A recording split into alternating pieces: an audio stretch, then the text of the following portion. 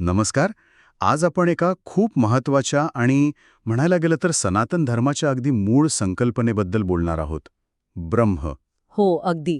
आपण आज ब्रह्म, अंतिम सत्य आणि आत्मज्ञान यावर आधारित काही विचारांवर बोलूया.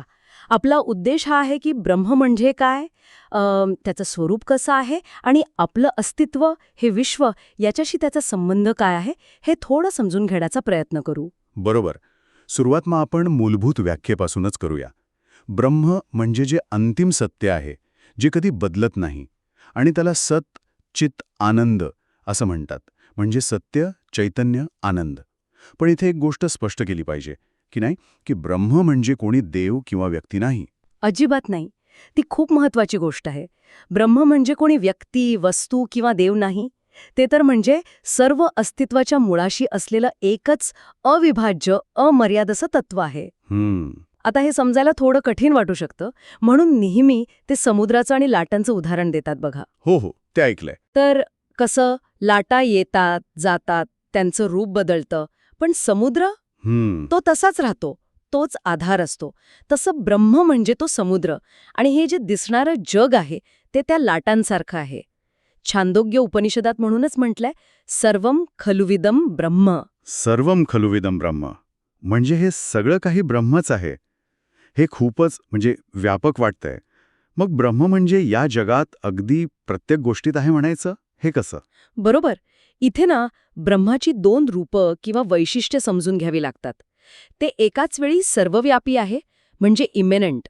सृष्टीचा प्रत्येक कणात, प्रत्येक अनुभवात ते आहेच. अच्छा. आणि त्याच वेळी ते विश्वाच्या पलीकडचं सुद्धा आहे, म्हणजे ट्रान्सिडेंट. काळ, अवकाश, कार्यकारणभाव या सगळ्याच्या पलीकडे. जसं आपण म्हणतो ना, भांड्याच्या आत पण आकाश आहे आणि बाहेर पण. हो. आकाश काही भांड्यामुळे मर्यादित होत नाही. तसंच ब्रह्म आहे, ते जगात व्यक्त होतं, पण जगापुरतं मर्यादित नाही. म्हणजे जगात जे काही आहे ते वरवर वेगळं दिसलं तरी मुळात ब्रह्मच आहे, आणि तरीही ब्रह्म त्याहून मोठं, व्यापक आहे, हे समजून घ्यायला हवं. मग आता हा जो प्रश्न येतो की हे जग जे सतत बदलतंय आणि ब्रह्म जे बदलत नाही, यांचा संबंध काय? त्यासाठी परत छांदोग्य उपनिषदातलं ते माती आणि भांड्याचं उदाहरण खूप महत्वाचं आहे. सांगा ना थोडं. तर मातीपासून आपण काय काय बनवतो? घट, परळ, अजून काही वस्तू. हो. त्यांची नावं वेगळी, आकार वेगळे, उपयोग वेगळं. पण ह्या सगळ्याचं मूळ सत्य काय? माती. अगदी. माती हेच त्यांचं सत्य आहे. नाव आणि रूप हे फक्त वरवरचे बदल आहेत. तसंच हे जे आपल्याला दिसणारं नामरूपांचं विश्व आहे ना, ते विविध रूपांमध्ये जरी दिसत असलं तरी मूलतः ते ब्रह्मच आहे. ते ब्रह्मापासून वेगळं नाहीये. जग हे ब्रह्मावरच आधारलेलं आहे. त्याचे एक प्रकटीकरण आहे. समजलं. म्हणजे जग हे ब्रह्माचं रूप आहे. पण यातला जो सगळ्यात मला वाटतं क्रांतिकारी विचार आहे, तो म्हणजे आत्मा आणि ब्रह्म एकच आहेत, हा. हो, निश्चितच. हा तर अद्वैत वेदांताचा गाभाच आहे. आत्मा म्हणजे आपलं जे आंतरिक सत्व आहे, आपलं शुद्ध चैतन्य, आणि ब्रह्म म्हणजे ते परमतत्व. ही दोन वेगळी नाहीत, तर एकच आहेत. म्हणूनच उपनिषदं पुन्हा पुन्हा सांगतात, तत्वम असि. तत्वमसी, ते तू आहेस. बरोबर. ते ब्रह्म तू आहेस. समुद्रातून आपण पाण्याचा एक थेंब घेतला तर त्याची चव, त्याचे गुणधर्म समुद्रापेक्षा वेगळे असतात का? नाही. नाही ना. तसंच आपल्या आत्म्याचं मूळ स्वरूप हे ब्रह्मच आहे. आपण फक्त स्वतःला हे शरीर, हे मन एवढंच मर्यादित समजतो, पण आपलं खरं स्वरूप अमर्याद आहे. म्हणजे आपण स्वतःला फक्त एक लाट समजतो, पण खरं तर आपण तो पूर्ण समुद्रच आहोत. हा विचार खरंच खूप वेगळा आहे. पण मग एक प्रश्न येतो की जर ब्रह्म इतकं मोठं, अमर्याद आहे, तर त्याचं वर्णन कसं करणार? शब्दांत कसं बसवणार? अगदी बरोबर प्रश्न आहे. आणि याचं उत्तर पण उपनिषदांनी दिलंय.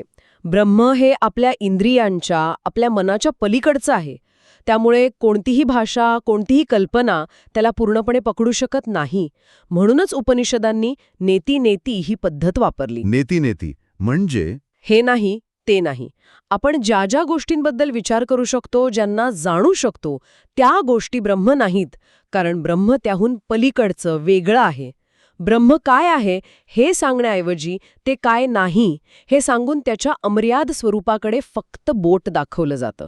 हा तर्काचा विषय नाहीये, हा प्रत्यक्ष अनुभवाचा विषय आहे, असं तैत्तिरीय उपनिषद सांगतं. आणि म्हणूनच अनुभवाचं महत्त्व सांगायला ती श्वेतकेतूची गोष्ट वापरली जाते. बरोबर. ती मिठाची? अगदी. ती कथा खूप छान आहे. वडील उद्दालकारुणी श्वेतकेतूला सांगतात की पाण्यात मीठ टाक आणि ते विरघळो. दुसऱ्या दिवशी विचारतात, कुठे आहे मीठ? दिसत नाही ते. हो, दिसत नाही. मग वडील सांगतात, पाण्याची चव घे, वरून घे, मधून घे, खालून घे. पाणी कसं लागतं? खारट. सगळीकडे सारखं. बरोबर. मीठ दिसत नसलं तरी ते त्या पाण्यात सगळीकडे आहे हे चवीवरून, अनुभवावरून कळतं. तसंच ब्रह्म जरी डोळ्यांना दिसत नसलं तरी ते या सगळ्या अस्तित्वात भरलेलं आहे आणि त्याची जाणीव, त्याचा अनुभव हा आपल्याला आत्मज्ञानानेच येतो. म्हणजे थोडक्यात सांगायचं तर ब्रह्म हे या जगातल्या सगळ्या घडामोडींच्या मागे असणाऱ्या एका शांत साक्षीदारासारखं आहे. जगातलं सगळं बदलतं, पण ते मूळ सत्य तसंच स्थिर, शाश्वत राहतं. हो, अगदी समर्पक आहे हे. याला आपण रोजच्या जीवनात असं बघू शकतो की जसं आपण सिनेमा बघतो बघा. हां. पडद्यावर कितीतरी दृश्य येतात जातात, कधी सुख, कधी दुःख, कधी संघर्ष. पण ज्या पडद्यावर हे सगळं दिसतं तो पडदा कसा असतो? तो तसाच असतो, शांत, निर्विकार. बरोबर. तोच खरा आधार असतो. ब्रह्म म्हणजे तो पडदा आणि हे जग म्हणजे त्यावरचा खेळ. जो ज्ञानी असतो तो हा खेळ बघतानाही त्या मूळ पडद्याला, त्या आधारभूत सत्याला विसरत नाही. आणि मग याच जाणीवेतून अहम ब्रह्मास्मी, मी ब्रह्म आहे, हे फक्त एक वाक्य राहत नाही. नाही, हे केवळ एक बौद्धिक विधान किंवा घोषणा नाही. ती स्वतःच्या खऱ्या, मूळ, अमर्याद स्वरूपाची प्रत्यक्ष ओळख आहे, एक अनुभव आहे. अशी स्थिती जिथे माणूस स्वतःला शरीर आणि मनाच्या पलीकडचा समजतो. आणि इथेच एक शेवटचा विचार येतो मनात, की ही अहम ब्रह्मास्मीची ओळख म्हणजे काहीतरी नवीन मिळवणं आहे का, जे आपल्याकडे आधी नव्हतं? की जे आपण नेहमीच होतो, पण फक्त विसरून गेलो होतो, त्याची आठवण आहे. यावर प्रत्येकाने विचार करायला हरकत नाही.